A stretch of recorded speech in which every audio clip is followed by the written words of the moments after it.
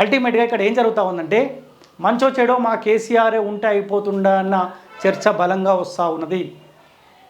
ఏ చర్చ అయితే కేసీఆర్ గెలిస్తే మన జీవితాలు ఆగమైతే అన్న చర్చ ఆనాడు జరిగిందో, ఈనాడు మంచో చెడో మన కేసీఆరే ఉంటే బాగుంటుంది అన్న చర్చ జరుగుతూ ఉంది. ఈ చర్చ ఒకరు ఇద్దరికి, ఆ ఇద్దరు ఇంకో ఇద్దరికి, ఆ ఇద్దరు ఇంకో ఇద్దరు చెప్పడం వల్ల అల్టిమేట్గా 10 ఏళ్ల కాలం పాటు తెలంగాణ రాష్ట్ర ప్రజల రక్తాన్ని కల్వకుట్ల కుటుంబం తాగిందో ఆ కుటుంబానికి మళ్ళీ మేలు జరిగే అవకాశం ఉంటుంది.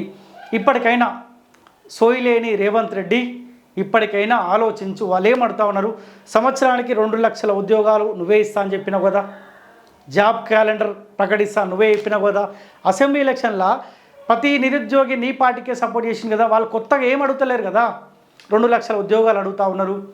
నిరుద్యోగ వృత్తి కేసీఆర్ ఇవ్వలేదు, నెలకు 4,000 రూపాయలు మేము ఇస్తామని చెప్పినావు కదా, ఏ నిరుద్యోగికి ఇచ్చినావు? మహిళలకు 2,500 రూపాయలు ఇస్తా అంటివి, మరి ఏ మహిళలు పెళ్లి కాని మహిళలకు ఇస్తా అని చెప్పినావా, పెళ్ళైన మహిళలకు ఇస్తా అని చెప్పినావా, ఏ మహిళలకు ఇస్తా అని చెప్పినావు? పోనీ ఏ మహిళకి ఇచ్చినావు? స్కూటీలు ఇస్తా అంటివి నిరుద్యోగులకి, మహిళలకు ఇస్తా అని చెప్తివి, వాళ్ళకి ఇవ్వపోతివి. నిరుద్యోగ భద్రత కార్డు అంటివి, ఏ నిరుద్యోగ కన్నా భద్రత ఉందా?